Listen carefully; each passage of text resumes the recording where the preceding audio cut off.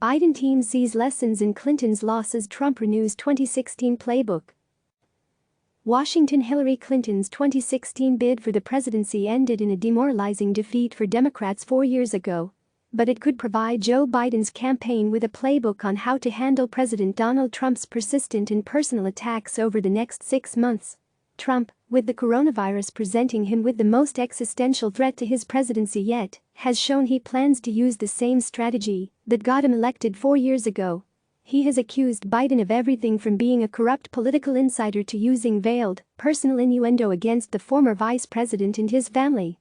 This has led Biden's top aides, some of whom worked for Clinton 4 years ago, to closely study the former Secretary of State's crushing loss, looking to both avoid the traps Clinton fell into while also seizing on the attacks that worked well against the former reality TV star.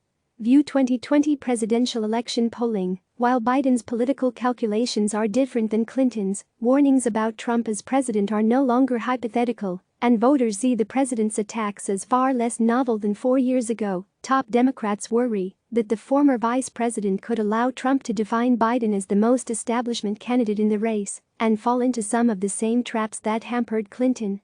In the eyes of aides and operatives who worked for her 2016 campaign, Clinton spent too much time focused on casting Trump as an immoral, dangerous figure. She tied him to racist elements, suggested he would be a national security liability, and cast him as a sexist who enjoys degrading women, while not making enough of an affirmative case for herself. The former Secretary of State also strenuously avoided the media during her campaign, helping Trump dominate news coverage, while also drawing the Clinton campaign into debates over her career and character. But the biggest lesson from 2016, according to Biden aides, is to not allow Trump to tout himself as the change candidate. He did that easily in 2016 against Clinton, who was largely running as the person to build on former President Barack Obama's success.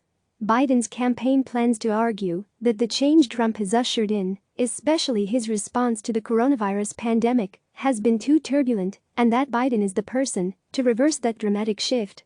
Trump ran as a disruptor, as the change candidate. But his performance in office has been an absolute train wreck. Now nearly 90,000 Americans have lost their lives, and over 30 million have lost their jobs, said Andrew Bates, a Biden spokesman who previously worked for Clinton's 2016 campaign. That makes Joe Biden the change candidate. Biden represents change because the whole country recognizes the urgent need to restore competence to the Oval Office. That, though, may not be enough, warned some former Clinton aides, who see the 2020 debate focusing more on who is seen as the establishment figure in the race. Not since George H.W. Bush has a party establishment candidate won the general election, a former senior Clinton aide said. You do not want to be too much of the establishment candidate when you are running against Trump.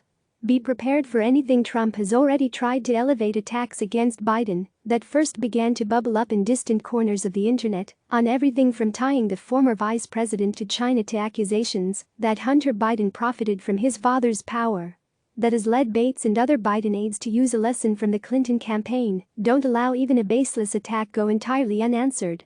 At different times during the 2016 campaign, Clinton's team avoided commenting on certain stories that hadn't yet picked up national attention, not wanting to provide them oxygen or elevate conspiracy theories. Trump, however, would often seize on these stories and use his Twitter followers to elevate them without serious news coverage. Some of Biden's top aides learned this firsthand working for Clinton.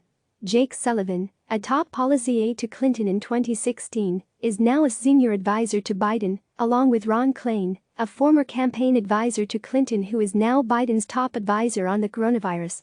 Christabel Alex, who worked as deputy director of voter outreach and mobilization for Clinton, is now a senior advisor for Biden, and Rob Flaherty, Biden's digital director, worked as Clinton's director of digital rapid response. For the Biden campaign, if it is a critique people have been hearing all the time, you need to give your supporters a way to think about it, said Jennifer Palmieri, a former top Clinton aide.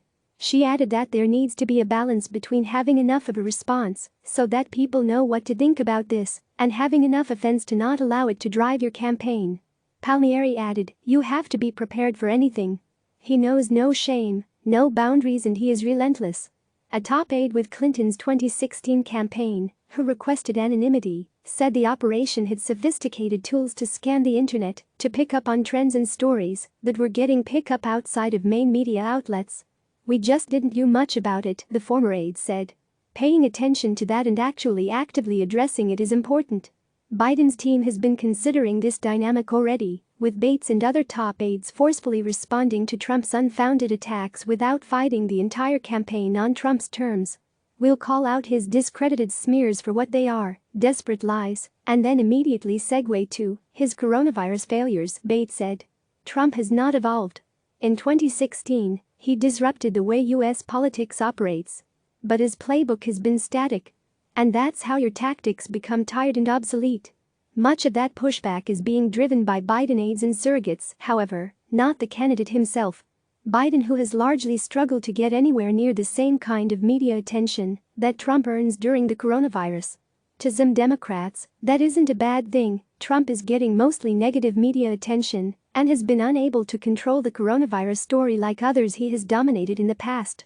But former Clinton aides worry that Biden is avoiding the media too much, something that the former Secretary of State also did throughout the 2016 campaign. "I don't think it would be crazy if he were doing socially distanced press conferences regularly to create some action," said a longtime Clinton advisor, who said that was a lesson learned from 2016. "She should have been out there 2 to 3 times as much as she was. And it was a mistake." Hypotheticals versus evidence. The calculation for the Biden campaign is also markedly different than it was for Clinton. Clinton tried throughout her campaign to convince voters of what Trump would be like as president. In a June 2016 speech in San Diego, Clinton eviscerated Trump's national security credentials, warning that he was temperamentally unfit to hold an office that requires knowledge, stability, and immense responsibility. And in an August 2016 speech in Reno, Nevada, Clinton said Trump would elevate fringe elements of the Republican Party as president. "He's taking hate groups mainstream and helping a radical fringe take over the Republican Party," Clinton said. "His disregard for the values that make our country great is profoundly dangerous." Clinton, only dealing in hypotheticals at this point, was unable to convince enough swing voters that the warnings she was raising could soon become reality.